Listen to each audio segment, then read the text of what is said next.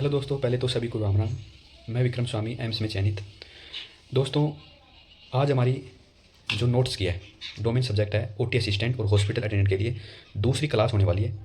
पहली जो क्लास है उसमें मैंने 3 टॉपिक करवा दिए हैं और उनके जो क्वेश्चन है यानी नोट्स तो मैं क्लास में यूट्यूब पर करवा ही रहा हूँ। अगर इन क्लासों को आप 2 से 3 बार देख लेते हो, 3 से 4 बार देख लेते हो, तो आप हमेशा के लिए आपको याद हो जाएगा। इनसे बाहर आप क्वेश्चन नहीं जाएगा, हमेशा के लिए आपको याद हो जाएगा। और क्वेश्चन प्रैक्टिस के लिए जो क्वेश्चन पिछले एग्जाम में आए हुए हैं एम्स में और अदर जो पैरामेडिकल से एग्जाम ओटी असिस्टेंट हॉस्पिटल उनमें जो एग्जाम आए हुए हैं वो उसकी मैं पीडीएफ डाल रहा हूँ। 3 टॉपिकों को मैंने 100 क्वेश्चन पिछली पीडीएफ में सभी को डाल दिया है। और आज मैं जो 2 टॉपिक कराऊंगा, एक तो जलना जिसे बर्न्स कहते हैं, और चोकिंग यानी दम घुटना। इन 2 टॉपिक को आज हम लेके चलेंगे। जो थ्योरी है वो आपको मैं इस यूट्यूब पर वीडियो में करवा रहा हूँ। थ्योरी करके अगर आप क्वेश्चन करते हो तो ही अच्छे समझ में आएगा और तो ही अच्छे से माइंड में सेट होता है। तो आपको थ्योरी क्लास देखनी है, उसके बाद आपको क्वेश्चन भी देखने हैं प्रैक्टिस के लिए। उससे आपको एक आइडिया हो जाता है कि क्वेश्चन किस हिसाब से आते हैं। और वो जो मैं आपको क्वेश्चन दे रहा हूँ वो एम्स में आए हुए क्वेश्चन है। ओटी असिस्टेंट और हॉस्पिटल अटेंडेंट के लिए आए हुए क्वेश्चन है। एम्स में तो आए हुए हैं और अदर जो स्टेट एग्जाम्स होती हैं उनमें भी इन पोस्टों में ही से ये क्वेश्चन आए हुए हैं। तो इनसे बाहर क्वेश्चन नहीं जाएगा। इनको अगर आप कवर कर लेते हो, जो मैं आपको करवा रहा हूँ, इनको अगर आप कवर कर लेते हो तो आपका सिलेक्शन कोई नहीं रोक सकता। आज हम 2 टॉपिक लेके चलेंगे। चलो हम स्टार्ट करते हैं। दोस्तों, हमारा जो पहला जो टॉपिक है दम घुटना। दम घुटना को हम अवरोध यानी दम किस वजह से घुटता है, कोई अवरोध आ जाता है गले में, उस वजह से तो दम घुटना बोल सकते हैं, अवरोध बोल सकते हैं, और अवरोध को हम चोकिंग बोल सकते हैं। तीनों वर्ड आपको याद रखना है। 2 टॉपिक हम कवर करेंगे आज। एक तो ये दम घुटना अवरोध या चोकिंग हुआ, और एक जलना या जिसे बर्न बोलते हैं, इंग्लिश में क्या बोलते हैं, बर्न, और वैसे जलना। ये 2 टॉपिक हम अच्छे से कवर करेंगे शानदार तरीके से। इन 2 टॉपिकों में से अगर क्वेश्चन आएगा तो इनमें से ही आएगा, घुमा फिरा कर इनमें से ही आएगा। नोट्स हम यहाँ कवर करेंगे। क्वेश्चन का पीडीएफ आपको मिल जाएगा। कमेंट्स में बता देना, जिसको पीडीएफ चाहिए कमेंट्स में बता देना। व्हाट्सअप नंबर किसी के पास नहीं है तो मैं कमेंट्स में बता देना, व्हाट्सअप नंबर मिल जाएगा। व्हाट्सअप पर मैसेज कर देना, उसके बाद में वहाँ पीडीएफ आपको मिल जाएगी। दम घुटना के 20 क्वेश्चन है पीडीएफ के, और जो जलना के हैं उसके 50 क्वेश्चन है। टोटल 70 क्वेश्चन है और शानदार क्वेश्चन है जो पिछली एग्जाम में आए हुए हैं। एम्स की विभिन्न जो पिछले एग्जाम हैं उनमें आए हुए हैं, और अदर स्टेट के एग्जाम में भी जो पैरामेडिकल एग्जाम हुई है ओटी असिस्टेंट और हॉस्पिटल अटेंडेंट्स की, उनमें आए हुए क्वेश्चन है, सारे इंपॉर्टेंट क्वेश्चन है। अब हम बात करते हैं दम घुटना अवरोध या चोकिंग क्या होता है। इसकी हम परिभाषा के बारे में बात करेंगे। मैं ओनली आपको हिंदी में बताऊँगा, इंग्लिश में आप खुद स्टडी करना कि वीडियो ज़्यादा लंबा हो जाएगा। तो मैं आपको बताऊँ दम घुटना किसे कहते हैं। दम घुटना एक ऐसी स्थिति है जिसमें भोजन या कोई अन्य वस्तु श्वास नली यानी एयरवे को अवरुद्ध करते हैं। श्वास नली में कोई चीज़ फंस जाती है, इसे दम घुटना कहते हैं। जिसे सामान्य रूप से सांस लेना मुश्किल, अगर श्वास नली है इसमें कोई चीज़ अटक जाएगी तो हम सामान्य रूप से सांस नहीं ले पाएंगे, इसे ही दम घुटना, और उससे हमारा दम घुट जाएगा, इसे दम घुटना चोकिंग या अवरोधन कहते हैं। ठीक है, आगे हम बात करते हैं दम घुटना अवरोधन चोकिंग का कारण क्या है। कोई कारण भी तो होगा ना इसका। इसका जो कारण है क्वेश्चन पूछ लेगा, परिभाषा पूछ सकता है। अब मैं जो आपको नोट्स से बता रहा हूँ, एक एक वर्ड पे आपको ध्यान देना है। ये घुमा फिरा क्वेश्चन इन्हीं में से पड़ेगा। जो प्रैक्टिस के लिए आपको दे रहा हूँ वो भी इन्हीं में से है। इस वीडियो को आपने अच्छे से देख लिया, 2-3 बार देख लिया, सारे क्वेश्चन आप खुद के खुद सही कर दोगे। अब बात करते हैं कि दम घुटना अवरोधन चोकिंग का कारण क्या है। कारण क्या हो सकता है, बहुत तेज़ी से खाना खाना, जल्दी खाना खाने से भी कोई खाना गले में फंस जाता है, इसके कारण भी हो सकता है। ठीक से खाना न चबाने के कारण भी गले में खाना अटक जाता है। खाते समय बात करते रहते हैं तो प्रॉपर खाने पर ध्यान नहीं रहता तो भी खाना गले में अटक जाता है। भोजन से पहले हम शराब पी लेते हैं और उसके बाद हम खाना खाना तो भी खाना गले में अटक जाता है, क्योंकि प्रॉपर हमें होश नहीं होता। छोटे खिलौने या वस्तुएं, यानी बच्चे छोटे होते हैं वो खिलौने के साथ खेलते हैं तो वो भी गले में कुछ खिलौने वगैरह फंसा लेते हैं। इससे भी हमारा जो श्वास है वो अवरुद्ध होती है। इसके निम्न कारण हो गए जो सामान्य हमारे आसपास देखे जाते हैं। अब हम बात करते हैं आगे लक्षण। ये तो कारण हो गए, और इसके लक्षण क्या है, सिम्टम्स क्या हैं इसके। लक्षण आपको जो देख, किसी के गले में कुछ फंस गया, उसका दम घुट रहा है, इसके क्या क्या आपको सिम्टम्स या लक्षण देखने को मिलेंगे। बोलने या सांस लेने में, यानी बोलने या सांस लेने में वो कठिनाई महसूस कर रहा है, प्रॉपर तरीके से बोल नहीं पा रहा, प्रॉपर तरीके से सांस नहीं ले पा रहा। गले को पकड़े, बार बार वो गले को पकड़ेगा, गले में कुछ फंस जाता है हम गले को नहीं पकड़ लेते क्योंकि सांस नहीं मिल पाता, ना हम बोल पाते हैं, हम गले को अच्छे से पकड़ लेते हैं। ये साफ संकेत दिखाई देगा। सांस लेते समय या तो ज़ोर ज़ोर से घर घर की आवाज़ आएगी, यानी बहुत ज़ोर से सांस लेंगे, या कोई आवाज़ नहीं आएगी, ये इसके सामान्य लक्षण है। त्वचा का नीला पड़ना है, यानी गले में कुछ फंस जाएगा तो प्रॉपर हम सांस भी नहीं ले पाएंगे, ऑक्सीजन शरीर में नहीं जाएगी तो त्वचा नीली पड़ जाएगी। यार त्वचा का नीला पड़ना इसे क्या कहते हैं, साइनोसिस कहते हैं। ये वर्ड आपको याद रखना है, क्वेश्चन पूछा हुआ भी है और आ भी सकता है। इंपॉर्टेंट है कि साइनोसिस क्या होता है। ऑप्शन में आपको 4 दे देगा, इसमें एक ये दे देगा त्वचा का नीला पड़ना, तो इसे त्वचा का नीला पड़ना है साइनोसिस कहलाता है। और आदमी बेहोश हो जाएगा, प्रॉपर गले में कुछ फंस जाएगा तो ऑक्सीजन प्रॉपर सप्लाई नहीं हो पाएगी तो बेहोश हो जाएगा। ठीक है, ये इसके कारण हो गए, ये इसके जो मैंने बताई वो इसके कारण हो गए। कारण के बारे में बात करते हैं हम, प्रकार कि जो दम घुटना, चोकिंग या अवरोध, इसके क्या कौन कौन से प्रकार हैं। इसके 2 ही प्रकार हैं ओनली। हल्का एक तो हल्का सामान्य दम घुटना, हल्का दम घुटना, और एक होता है गंभीर दम घुटना। हल्का दम घुटना में क्या होता है, व्यक्ति कुछ हद तक बोल और खा सकता है। हल्का सा दम घुटेगा तो बोल भी सकते हैं, थोड़ा सा खांस भी सकते हैं। उसे खांसने तो ऐसे व्यक्ति को हम खांसने के लिए बार बोलेंगे खांसो खांसो के, खांसने से क्या कि वो चीज़ जो भी अटकी हुई है गले में वो बाहर निकल जाएगी। तो इसको हल्का दम घुटना बोल सकते हैं।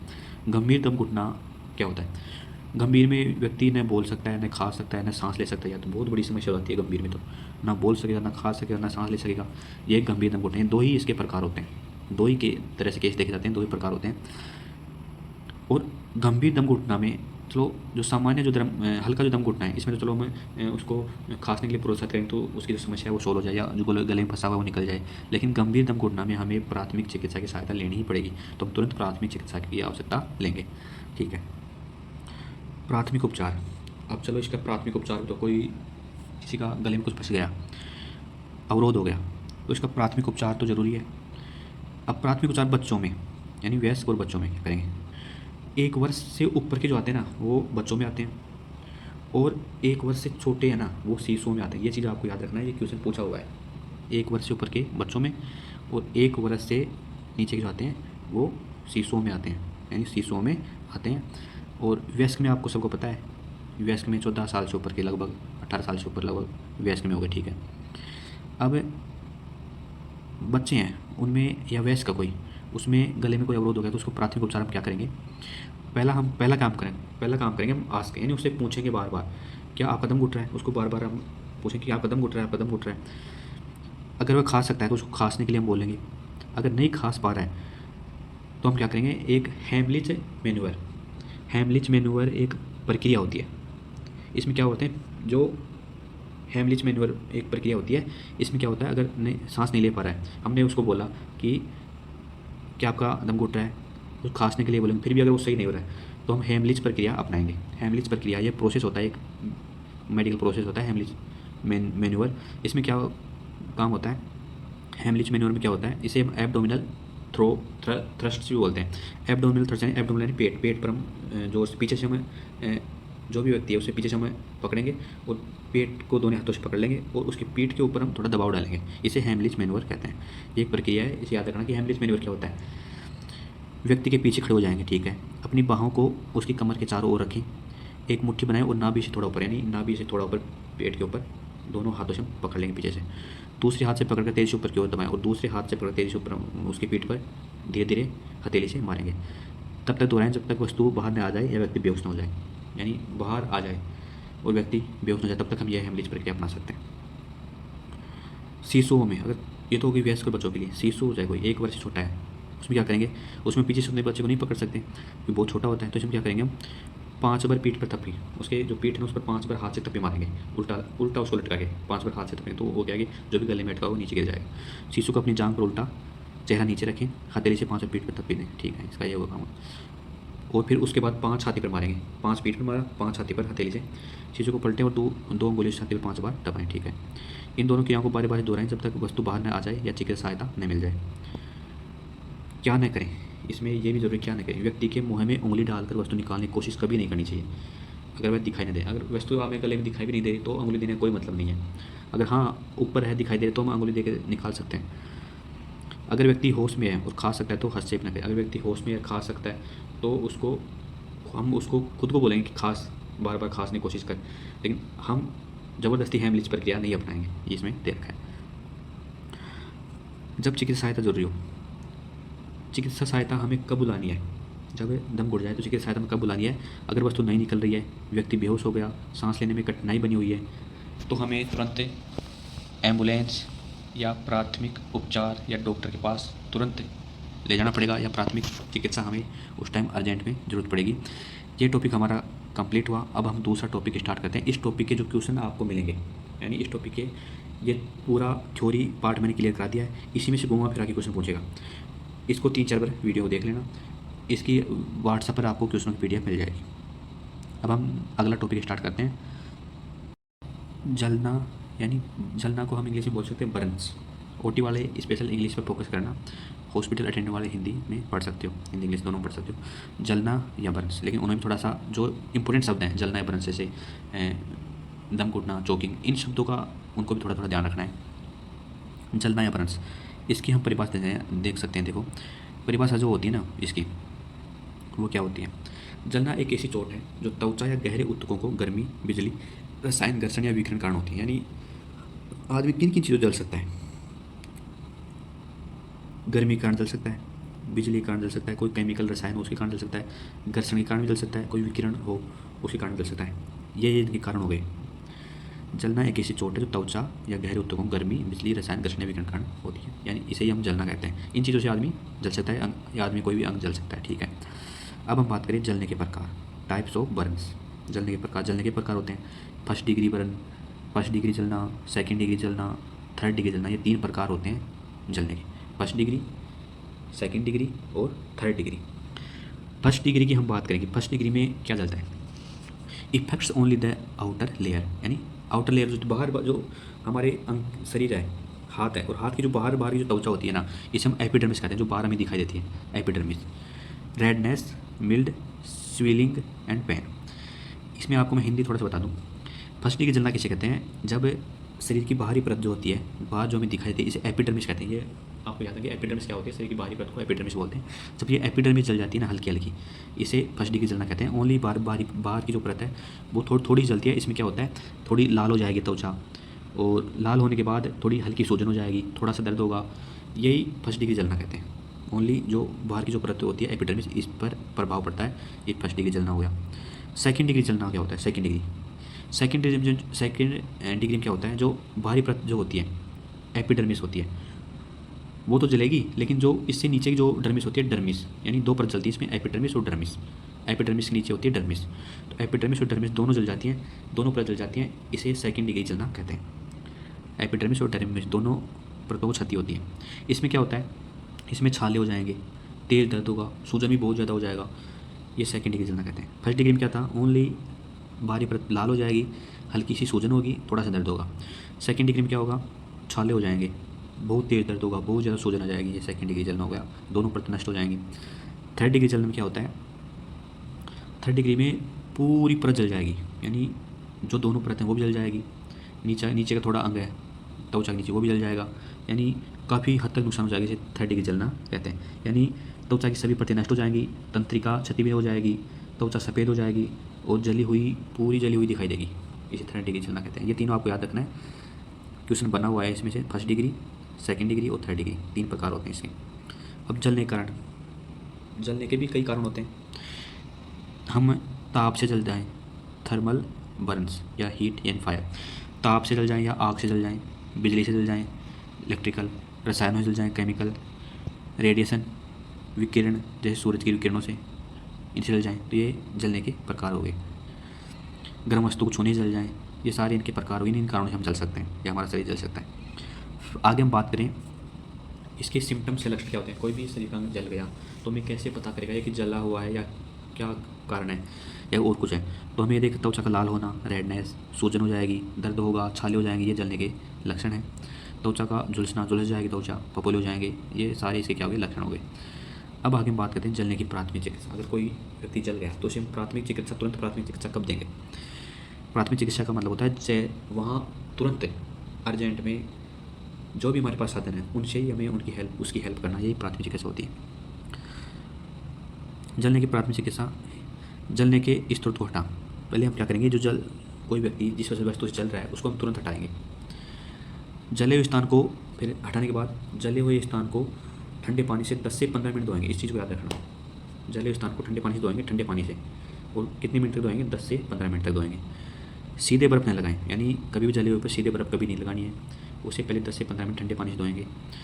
छालों को भी कभी नहीं फोड़ना है, और ये करने के बाद, धोने के बाद उसे अच्छे से साफ पट्टी या गौस से उसे ढकेंगे, बिल्कुल ढकेंगे कि उस पर इन्फेक्शन नहीं हो, और गंभीर स्थिति है तो उसको डॉक्टर को पास ले जाएंगे। ठीक है, जलने की प्राथमिक चिकित्सा हो गई। जलने की स्रोत को हटाएंगे, जले हुए स्थान को ठंडे पानी से धोएं 10 से 15 मिनट, सीधे बर्फ़ न लगाएं, छालों को न फोड़ें, साफ पट्टिया को गाज से ढकें, साफ पट्टिया गाज से ढकें। गाज यानी वो एक जो रुई होती है ना, वो एक गाज, इसी गाज बोलते हैं। गंभीर स्थिति में डॉक्टर से संपर्क करें। अब जलन का प्रतिशत वर्गीकरण क्या है? हमने जलने के जो प्रकार पढ़े वो 3 पढ़े थे, फर्स्ट डिग्री, सेकंड डिग्री और थर्ड डिग्री। ये तो जलने के प्रकार थे।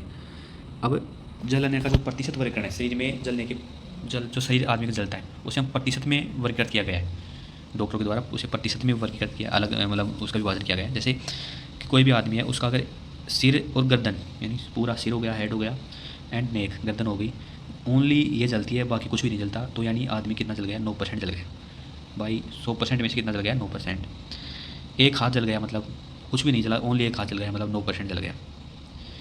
अब हाथ छोटा होता है, पैर आदमी का बड़ा होता है, तो पैर दुगना होगा। एक पैर जल गया यानी 18% जल गया, दूसरा पैर जल गया यानी 18% जल गया, सामने का धड़, शरीर का धड़ जो है ना वो जल गया मतलब 18% जल गया, पीछे का धड़ जल गया मतलब 18% जल गया, जननांग मतलब 1% जल गया। यानी पूरा कितना हो गया? हम इसे काउंट करेंगे तो पूरा 100% हो जाएगा। तो इस तरह से हम बात करते हैं, यानी एक हाथ 9%, दूसरा हाथ 9%, एक पैर 18%, दूसरा पैर 18%, सामने का धड़ 18%, पीछे का धड़ 18%, जननांग 1%, सिर और गर्दन 9%, टोटल हम काउंट करेंगे तो 100% हो जाएगा। ये चीज़ आपको याद रखना है कि एक हाथ क्वेश्चन, इन सब में क्वेश्चन बना हुआ है, ये इंपॉर्टेंट है।